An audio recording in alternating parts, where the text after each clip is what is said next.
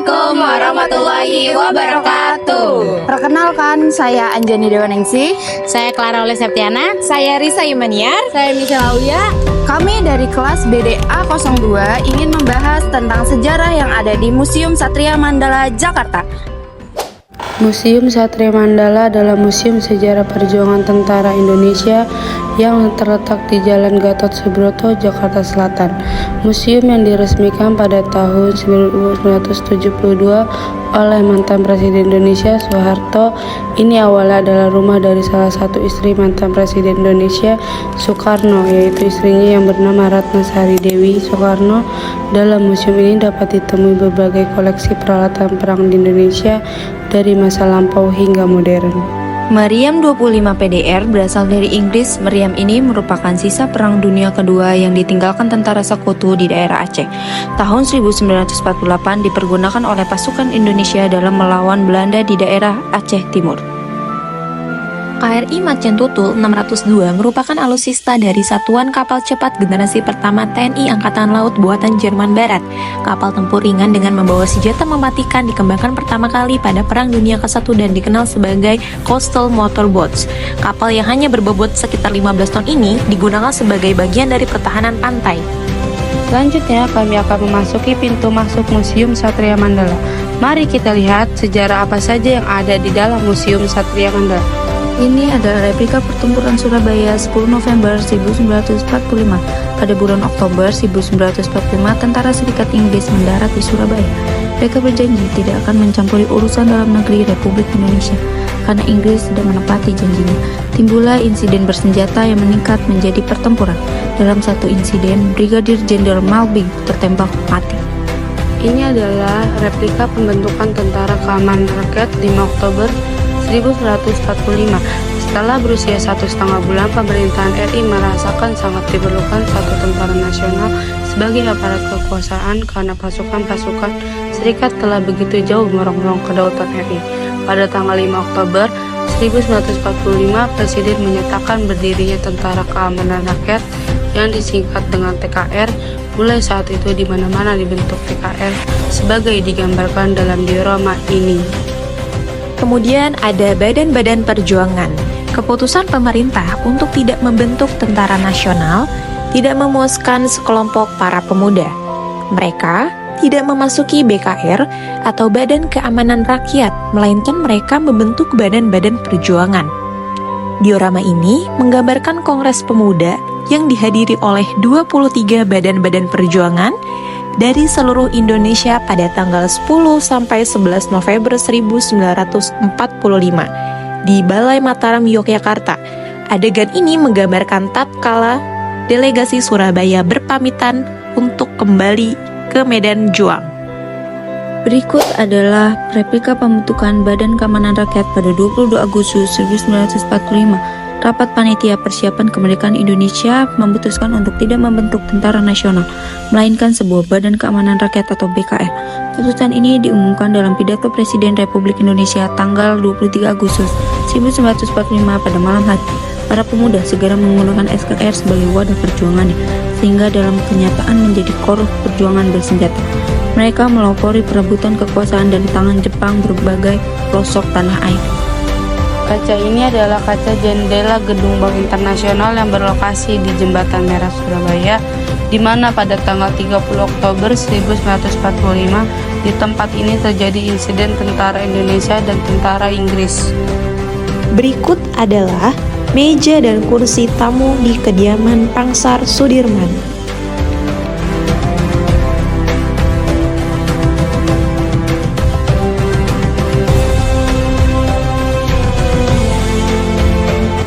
Kemudian, ada benda-benda yang dipergunakan Panglima Besar Jenderal Sudirman selama bergerilya pada Februari 1949. Selanjutnya, ada juga tempat tidur di kediaman Pangsar Sudirman.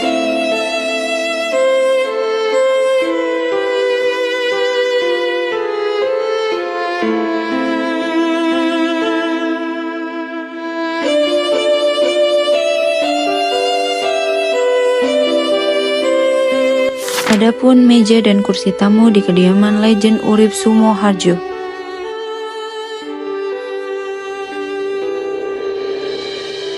Berikut ada dokumentasi foto pada masa TNI AH Nasution.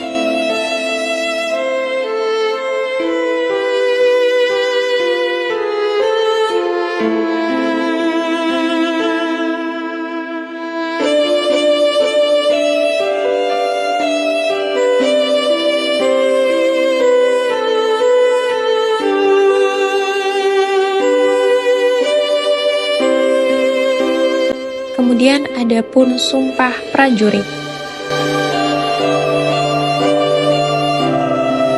Berikut ada pun pertempuran 5 hari di Semarang pada tanggal 14 sampai dengan 19 Oktober 1945. Berikut adalah replika Badan-Badan Perjuangan Indonesia.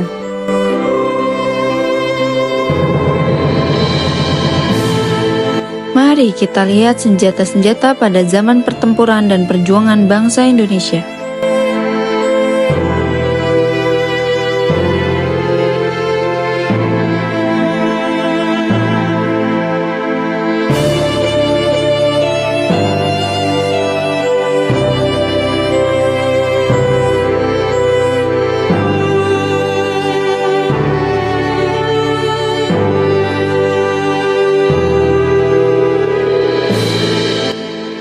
Senjata bukan sekedar alat untuk berperang, melainkan simbol perlawanan dan semangat juang yang menyala dalam dada para pahlawan kita.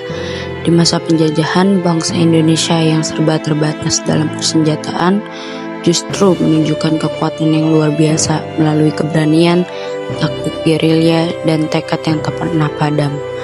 Banyak pejuang menggunakan senjata api hasil rampasan dari tentara Belanda atau Jepang. Senjata rakitan seperti bedil bambu dan meriam kecil buatan lokal menunjukkan kreativitas dan semangat pantang menyerah para pejuang. Senjata-senjata ini menjadi saksi bisu bukan hanya atas peperangan fisik tetapi juga atas tekad dan harapan yang tak pernah bisa dibungkam. Museum Satria Mandala di Jakarta tidak hanya menyimpan senjata dan memorable,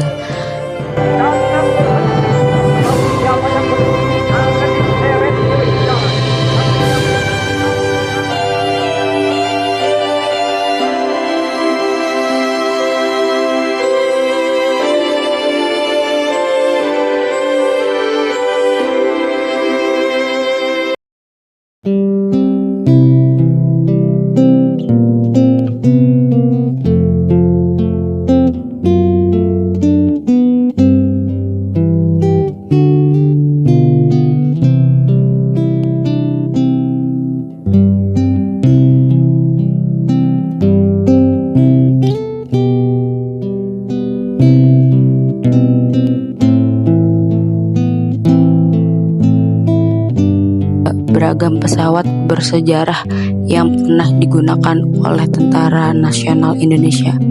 Pesawat-pesawat ini menjadi saksi perjalanan panjang kekuatan udara Indonesia dari masa kemerdekaan hingga modernisasi pertahanan, seperti pesawat P-51 Mustang, pesawat T-6 Harvard, helikopter militer yaitu Bell 47, dan lainnya. Pesawat-pesawat ini bukan hanya alat tempur, tetapi juga simbol kemandirian dan keberanian TNI Angkatan Udara dalam menjaga kedaulatan udara Indonesia. Mereka menunjukkan bagaimana Indonesia pernah menjalin hubungan strategis dengan berbagai negara dalam upaya memperkuat pertahanan. Sejarah di balik mesin perang yang mencerminkan peralihan dari kekuatan kolonial ke kekuatan nasional dan memperkembangkan teknologi militer Indonesia serta hubungan geopolitik dengan negara-negara besar seperti Amerika Serikat dan Uni Soviet.